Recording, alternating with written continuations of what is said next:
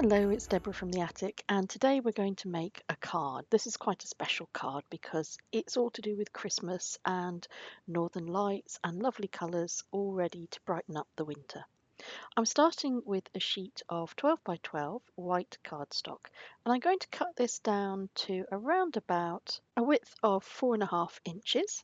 I'm going to use this later on to form an envelope for the card that we're going to make. I'm going to cut down two further pieces of card, one which will be 5.25 by 6.5 inches, and one which will be 4.75 inches by 2.5. I've got a piece of yellow scrap paper here and my piece of card measuring 2.5 by 4.75 inches. I'm going to use the yellow paper as a mask, so I'm going to cut down a wobbly shape. This is going to form hills. I'm working on a piece of kitchen towel to protect my desk underneath, and I'm going to position my piece of yellow masking paper in such a way that I have maybe half of the top of my strip of card visible. For this project, I'm going to use 4 Distress Oxide colours. These are Stormy Skies, Black Soot, Salty Ocean and Twisted Citron. I'm going to be applying the ink using this brush. I've added colour using an ink pad across the top here, and then I've added clear embossing powder and heated it. Just be careful that you don't singe those little hairs as you heat emboss it. And I've done this for a number of brushes to make sure that I don't get too much colour contamination going on. You can see it again on this brush here. If you don't have brushes, that's not a problem. You can just use a dry baby wipe, wrap it around your finger and apply the colour that way.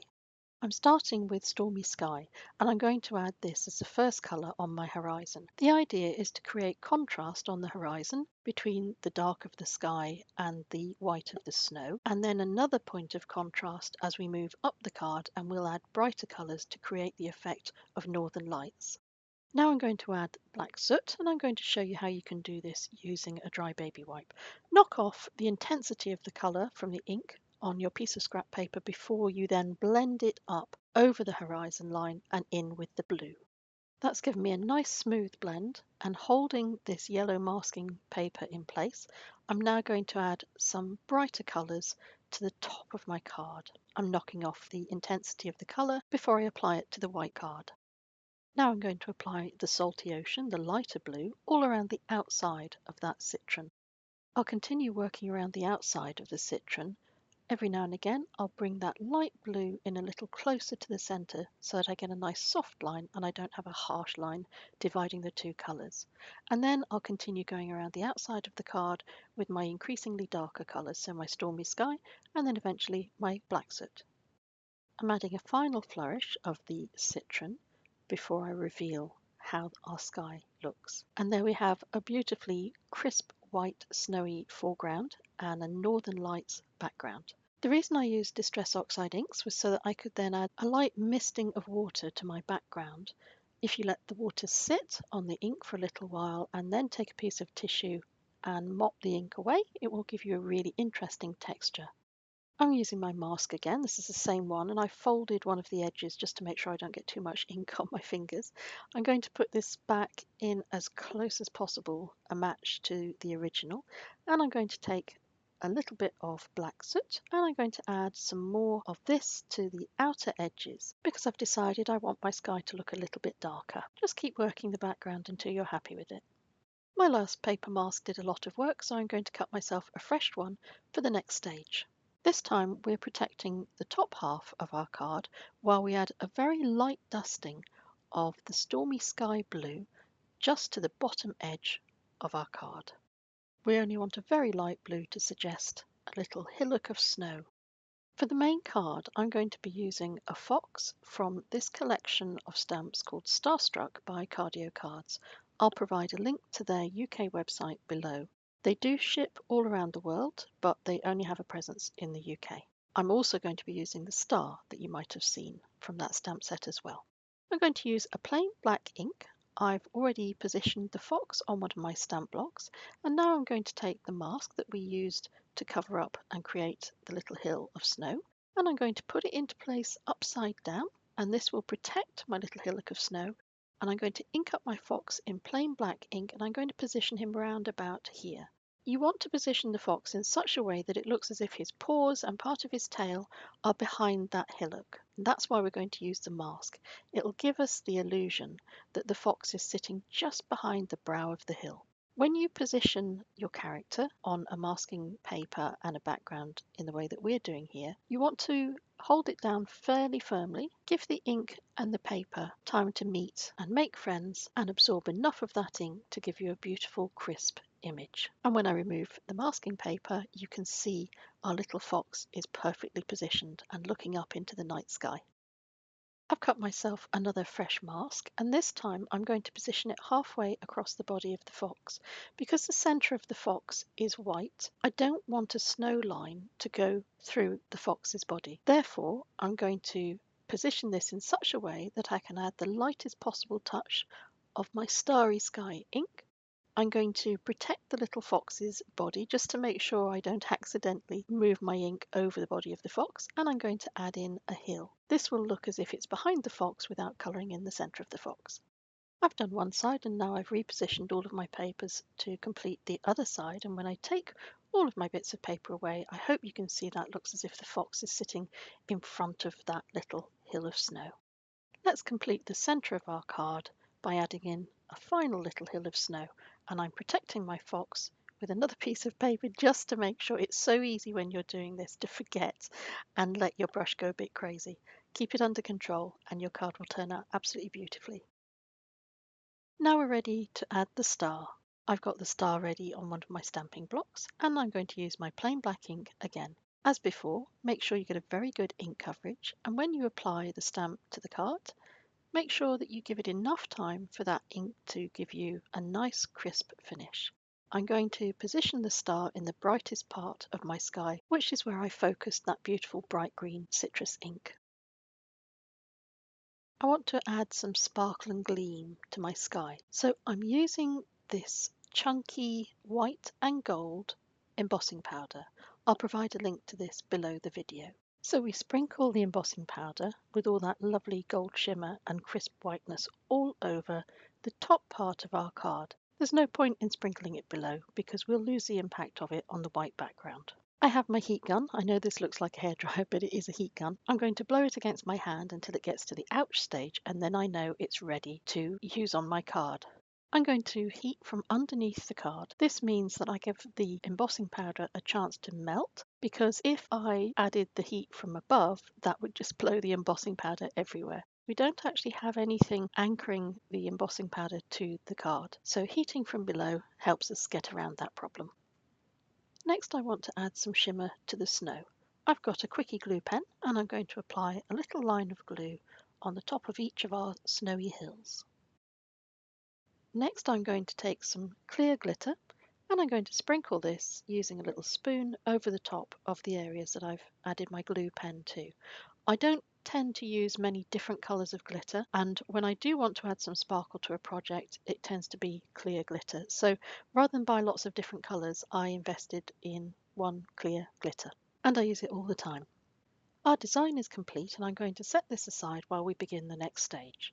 I have a plain piece of photocopier paper. It's just the cheapest that I can find. I'm going to use a ruler to rip down the edges of this. This helps give the paper a nice raggedy edge, a nice distressed look. And now I'm using the back of the design that we've created to give me an idea of where I want my next rip. The important thing is that the white photocopier paper is ripped slightly wider than the width of our design. And I'm going to use the same piece of card again just to make sure I get the rips in the right place. And I've ended up with 3 pieces of paper that I've ripped in exactly the same way with 3 slightly different sizes, with one smaller than the one before.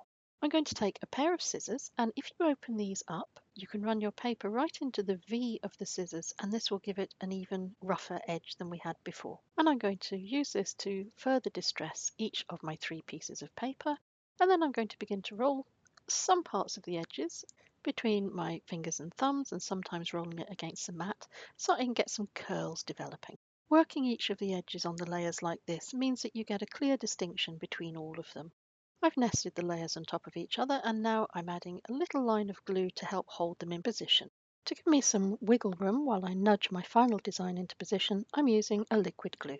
Once that's all sealed, we can move on to the final piece of card that we cut. This has now been folded in half to create a side folding card, and I'm going to add little bits of glue where I think my layers need it before I add my top design with all of its photocopy paper layers to the actual card. Again, use a liquid glue for this because it allows you wiggle room.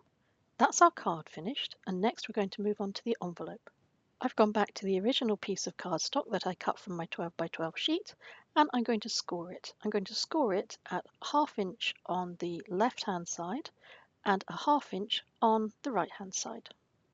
Then I'm going to turn my card and I'm going to score it at 1 inch, and then I'm going to move my card along and I'm going to score it at 5.5 inches. I'll then fold it on the 5.5 score line. That will give me a pocket with a tab at the top, which is 1 inch tall.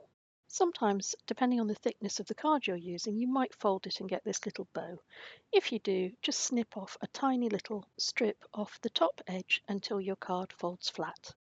I'm going to use a pencil to make some marks to help me identify where I need to cut in order to make this a bit more envelope-like. And if you look at a standard envelope, they have the hard edges cut away.